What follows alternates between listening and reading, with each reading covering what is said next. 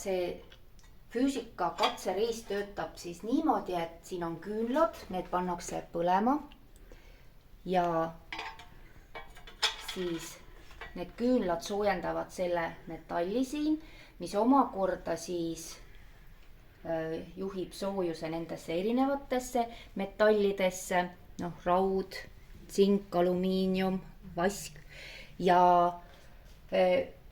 kui õpilane nüüd katsub neid, siis on kohe aru saada, et milline metall kuidas soojust juhib.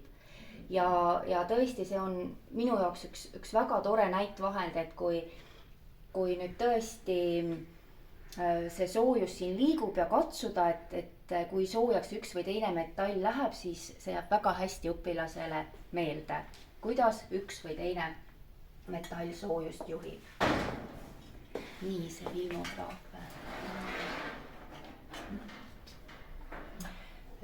Siin on siis filmograaf, see on meie tänapäevaste videote ja video- ja dataprojektorite eelkäija ja töötas filmograaf siis sel põhimõttel, et siia filmi raami sisse käis filmirull. See ühendati siin muidugi veel ära. Pirn andis valgust ja sellega sai siis projitseerida seinale slaide. Muidugi ruum tuli enne pimendada. Siin on omaaegne kitsasfilmi aparaat, et film õppevahendina tegelikult ulatub 1930. aastatesse. Nii, sain ta välja. Ja siin on nüüd ka siis üks Eesti Pedagoogika Arhiivmuuseumi eelkäija Tallinna Linnapedagoogilise muuseumi kogusse kuulunud kitsasfilmi aparaat. Ja ütleme jah, et omal ajal olid õppefilmid koolides päris populaarsed, aga takistuseks oli see, et need aparaadid olid kallid. Ja noh, ütleme, et kuskil 39. aasta oli see, kui siis selline õppefilm koolis sai suurema hoo sisse. Et siis oli juba haridusministeerium rohkem koolidele neid aparaate saanud muretseda. Ja siin on üks ka näitusel väljas olev seade. See on siis termograaf ehk temperatuuri isekirjutaja. Ja meil on neid termograafe päris palju, aga see on selles mõttes omapärane, et ta on sellises kenas puidust kastis. Ja töötas ta siis sel põhimõttel, noh, ta siin on meil jah selline katkine, et see trummel käis ringi ja siis nii-öelda see pendel siin kirjutas siis seda temperatuuri, et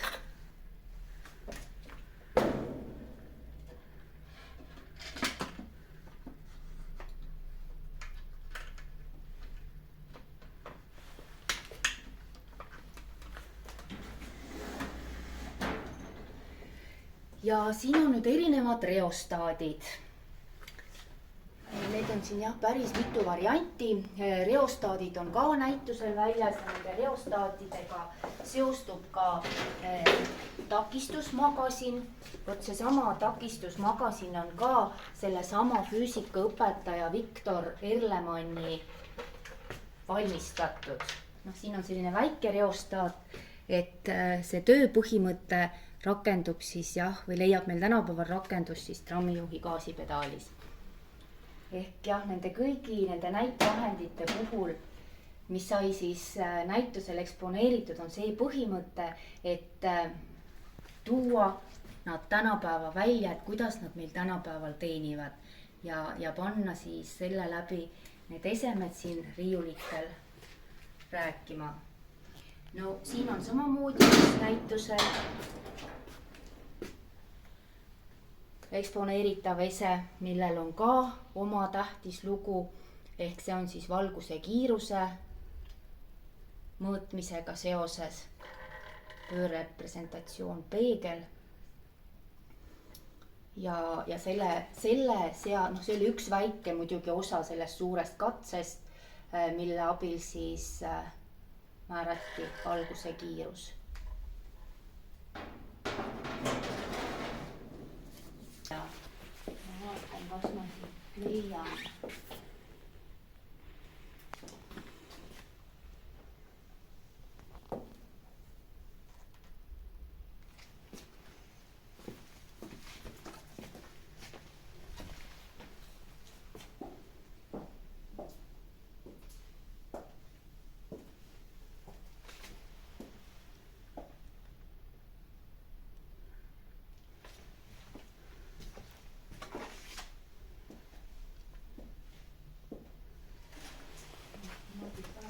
Võib-olla meil on osakond puhastamises, et praegu ei jää silma, kui sellise.